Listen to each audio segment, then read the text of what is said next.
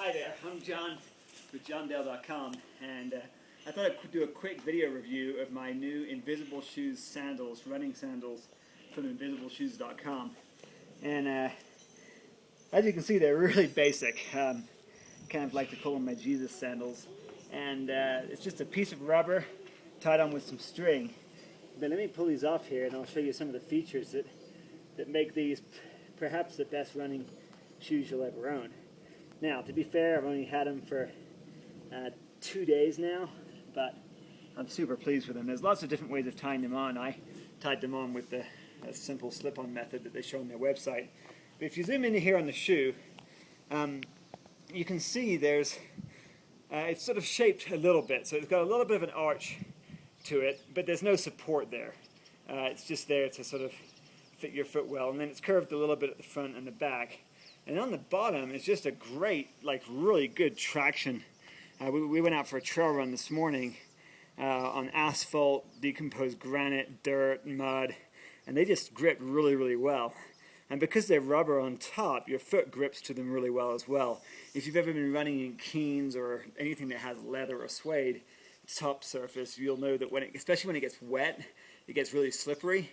When we were running in grass this morning that had dew on it, feet got soaking wet, but instead of getting slippery, my feet just continued to grip to them really, really well. They tie on with this piece of string that they send with you, and what happens is when you get the shoes in, you measure them, you measure your foot, and that's how they know what size to send you, and then you put your foot down on the shoe and you get it in the right position, and you go through with a pen and you make a mark, and then you use a leather punch to punch a hole, and you actually feed this piece of string that they provide through that hole, and then tie a figure-8 knot in there. You know, at first you feel the knot a little bit, but the knot flattens out, you get to where you don't even notice it. And then they have a bunch of videos at InvisibleShoes.com where they talk about the different ways that you can tie these shoes on. And so this is just a really simple slip-on method.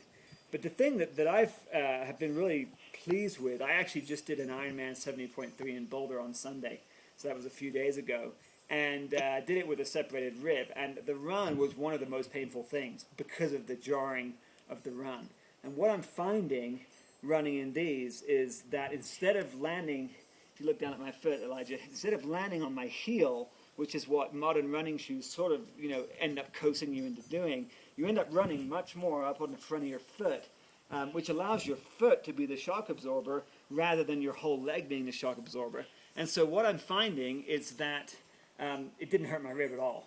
And so I'm really pleased with that. I've actually got a pair of those $100 Vibrams 5 fingers as well. And while I like those for going whitewater kayaking and stuff, I've run in them quite a bit on and off, and they're not comfy. They mess up between my toes, and so I'm super pleased with these. I would definitely go check them out at InvisibleShoes.com. There's a bunch of other videos there. And if you've got any questions, just leave me a comment on the video, send me a message on Twitter at Jon Dale, Jondale. And I'm happy to answer any questions you have. But these, I think, retail for, about 30 to 40 bucks. You can get them pre-made if you want, but they're easy to make, put together yourself. But yeah, these are the 6mm version, and I'm super pleased with them. So go check them out at InvisibleShoes.com, and we'll see you guys out there on the trails.